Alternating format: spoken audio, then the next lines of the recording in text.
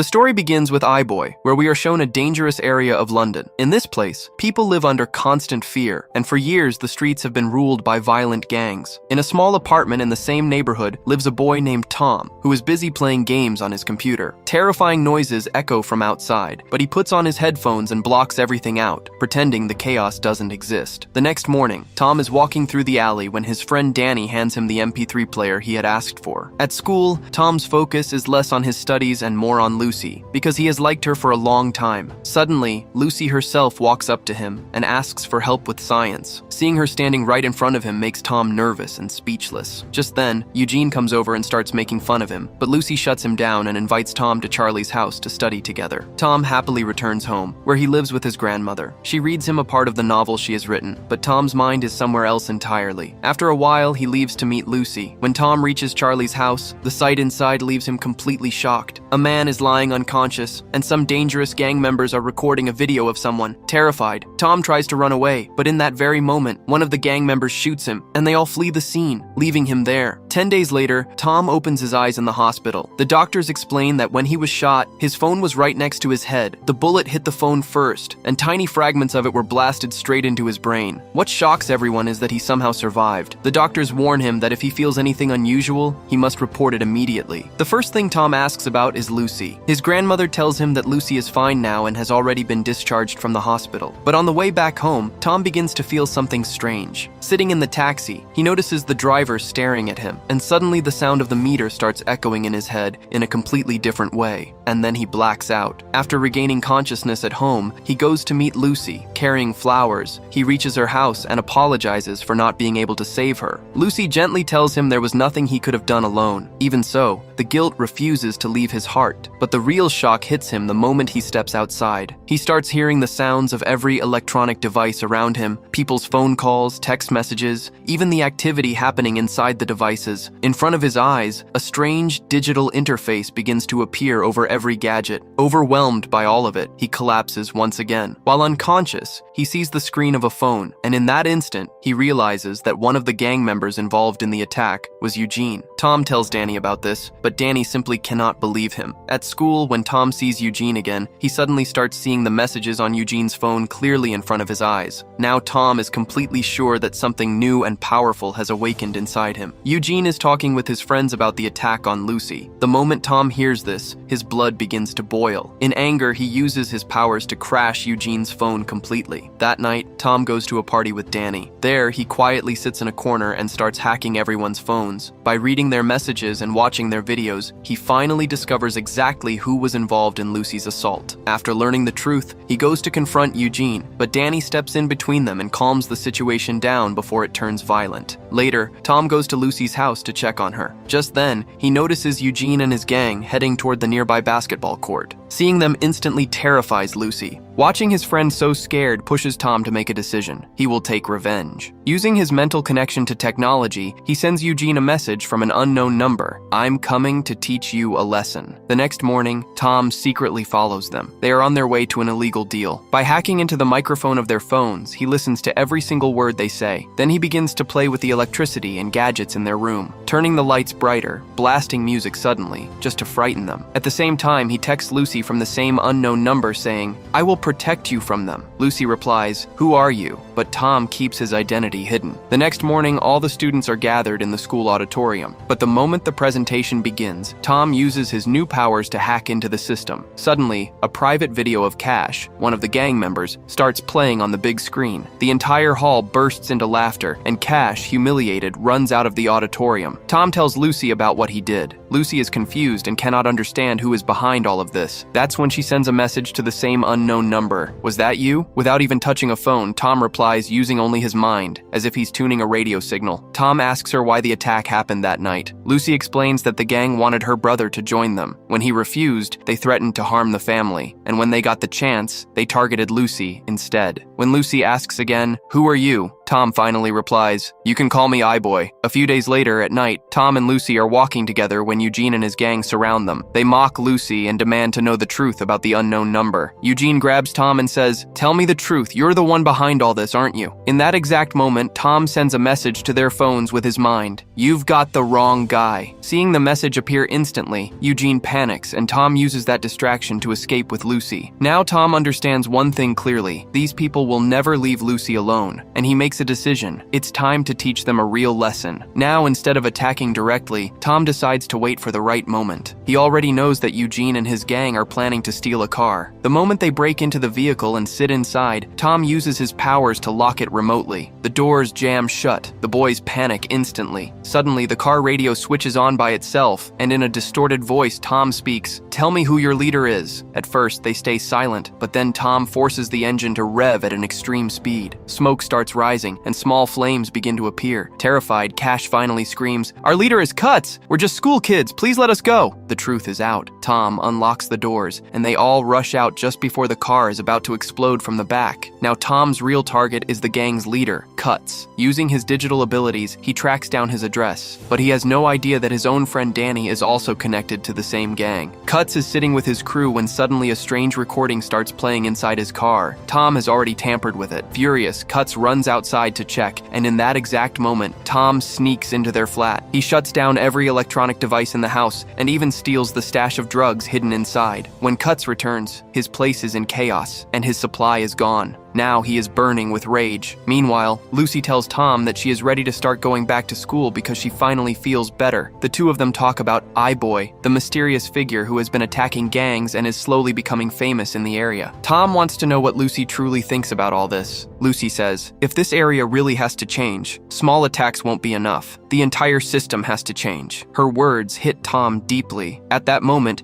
he makes a decision, not just revenge, but ending crime in the whole neighborhood. He already knows who the drug dealers in his area are. Quietly, he plants drug packets inside their homes and then sends anonymous tips to the police. The police conduct raids, and several criminals are arrested. But Tom doesn't stop there. He hacks into their bank accounts and wipes out their money as well. Then he uploads exposing videos online under the name I-Boy. Slowly, fear of I-Boy begins to spread in the hearts of the gangs. During these raids, Eugene and his crew are also arrested. The people of the neighborhood finally start breathing in relief. But as Tom's power grows stronger, his personality begins to change too. Now, with just a thought, he can shut down the city's lights. His abilities have reached a dangerously high level. At the same time, we see Cuts talking to his boss, Elman. Elman threatens him, saying, "You're causing loss after loss. If you don't bring profit soon, you won't stay alive." Tom secretly listens to this entire call using his powers, and now he finally knows the name of the real big gang leader behind everything. Cuts is furious now. He needs to know who I-Boy really is, and who has been informing the police. He orders his gang to loot phones and electronic devices from every flat nearby. The gang spreads terror across the neighborhood. Robberies start happening everywhere. The next morning, Tom sees people blaming him on the internet. "Because of you, we're getting robbed." He realizes this chaos is being created to force him out into the open. Even his grandmother's belongings are stolen. Tom understands that staying quiet for a while might be the only option. After a few days, when the gang believes I-Boy has disappeared, they restart their illegal operations. Tom can't hold back anymore. He has grown distant and silent, which makes his grandmother suspicious. She asks Danny to keep an eye on him. At the same time, Tom is secretly watching Cuts from a distance. He messages Lucy, "Today I'll end everything," but Lucy refuses. "Don't put yourself in danger. Taking the law into your own hands isn't right." Tom understands her words, but he doesn't stop. He tries to track Cuts' car through his phone, but Cuts cleverly throws his phone into a trash bin. Just then, Tom hears the sound of a helicopter above. A major accident has happened nearby, and a news helicopter is heading there. Instantly, Tom hacks into its camera, and through that live feed, he spots Cuts' car. Without wasting a second, Tom grabs his bicycle and rides straight after him. Cuts arrives at an abandoned warehouse yard, surrounded by massive shipping containers. There, he sits down with his closest men and starts planning how to eliminate I-Boy once and for all. Tom quietly slips inside through the darkness. Spotting a guard, he uses his powers to rapidly scan different videos and information in his mind, calculating the best way to attack in a situation like this. At the perfect moment, he takes the guard down and reaches a crate filled with drugs. Without hesitation, Tom sets the entire stash on fire, causing massive damage message to the gang. But before he can escape, Cuts and his men surround him. Together, they brutally beat Tom. In one final attempt, Tom triggers an intense, low-frequency sound from the nearby electronic devices. The sharp vibration pierces through the gang members' ears, and several of them collapse in pain. Cuts fires a shot at him, but misses. Somehow, Tom manages to escape. He is badly injured. On the way, he crashes into a lamppost and loses consciousness. The next morning, he wakes up in an unfamiliar place. He has no idea how he got there. Meanwhile, Lucy keeps calling him again and again because he had promised to take her to school. When Tom doesn't answer, Lucy nervously goes alone. After the exam, when they meet, Lucy is upset. Tom tries to explain, but she refuses to listen. Suddenly, everyone around them starts staring toward a nearby building. Tom and Lucy turn around as well, and lying there is Cash's dead body. The sight shakes Tom to his core. After Cash's death, Tom stands on the rooftop talking to Danny. Tom asks, "Who do you think killed him?" Danny replies bluntly, "This happened because of I-Boy. He's the one who started this fire." Yes, Cash was in a gang, but no one is completely evil. Hearing this, Tom feels shattered from the inside. Now the people are divided into two sides. Some call I-Boy a hero, others call him a villain. Disturbed and confused, Tom goes to the doctor and asks to have the phone fragments removed from his brain, but the doctor refuses clearly. It's an extremely dangerous surgery. You could die. That same night, loud banging echoes on the door. When Tom steps outside, Cuts' men grab him. With them is the real boss, Elman. His grandmother tries to protect him, but Cuts pushes her down, knocking her unconscious. Elman says calmly, "I know you're I-Boy. If you want to stay alive, work for me. I'll change your life." Tom refuses without hesitation. Elman doesn't like hearing no. He has Tom forced to the ground and orders, "Fine, then track Lucy." Using his powers, Tom discovers that Lucy has been captured by Eugene and his gang. Elman had them released from jail. The message is clear. If Tom doesn't cooperate, Lucy will die. Then Elman delivers another blow. "Your friend Danny, he told us everything. For money." In front of everyone, he humiliates Danny by handing him cash and sending him away. Elman gives Tom one final command. "Just like you stole money from Cuts' account, transfer money into mine, or Lucy dies." With no choice left, Tom begins the transfer. But secretly, using his powers, he also makes a call to the police through a phone near Lucy. Inside the warehouse, Eugene and his men stand ready with guns in their hands. The threat is clear. If Tom doesn't obey Elman, Lucy will die. Furious, Lucy shouts, "We grew up together. How did you fall this low?" Her words hit Eugene's ego, and he snaps in anger. Just then, the police arrive outside. Panicking, the gang members smash their phones and drag Lucy into a corner to hide. She tries to scream for help, but her mouth is covered. The police search briefly, find nothing, and leave. The moment the phones are destroyed, Tom feels a violent shock in his head. Elman immediately grows suspicious and forces Tom into a car, heading toward the same warehouse. While escaping from the police earlier, Eugene had dropped his gun. Seizing the opportunity, Lucy grabs it and forces the three gang members onto their knees. But she isn't like them. She can't pull the trigger. As she tries to step outside, Elman arrives with his men. In the chaos, Eugene attacks Lucy from behind and snatches the gun back. One of the gang members strikes Tom hard on the head. Once again, the situation falls back under their control. Elman looks at Tom and commands, "Finish what you started. Transfer the money into my account." Tom is done. Broken, exhausted, he mutters, "Enough. This ends now." He focuses all his power on the gang members' phones. Elman senses the danger and quickly throws his phone away, but the others don't get the chance. The phones in their pockets suddenly explode. They are thrown back, badly injured. In the middle of the chaos, Eugene loses focus, and Lucy attacks him. Meanwhile, Elman sees his chance and runs away. Tom runs outside after Elman, but from behind, Elman strikes him with an iron rod and begins beating him brutally. Tom tries to use his high-frequency sound power, but Elman slams his head hard, and Tom collapses unconscious. Elman lifts the rod, ready to finish him. Suddenly, Lucy arrives. She fires a shot into the air and screams, "Stay away from Tom!" But as Elman moves toward her, she realizes the gun has jammed. Fear flashes across her face. Then, out of nowhere, another gunshot rings out, hitting Elman in the hand. Furious, he snatches the gun from Lucy and punches her hard. Lucy falls to the ground, unconscious. At that very moment, Tom regains consciousness. Seeing Lucy hurt ignites something inside him. Elman charges again with the rod, but a massive surge of energy bursts out from within Tom. With a devastating shockwave, he unleashes his full power, and Elman is finished forever. After using so much energy, Tom collapses as well. When he opens his eyes, eyes, he is in the hospital, his grandmother sitting beside him. She breathes in relief seeing him awake. After some time, they return home. Outside the building, Danny approaches him and apologizes. "I was wrong. I did it for the money." Tom calmly replies, "I caught everyone, but I never once thought about who was recording the video." Danny lowers his head in silence. Tom simply says, "There's still time. Change." In the end, Tom and Lucy meet on the rooftop of their building. Tom has arranged a small romantic dinner. They embrace each other. They have freed their neighborhood from fear, and with that, the movie comes to an end. So, how did you like this film? Share your thoughts in the comments below. If you enjoyed this recap, don't forget to like the video and subscribe to the channel for more amazing stories. See you in the next one.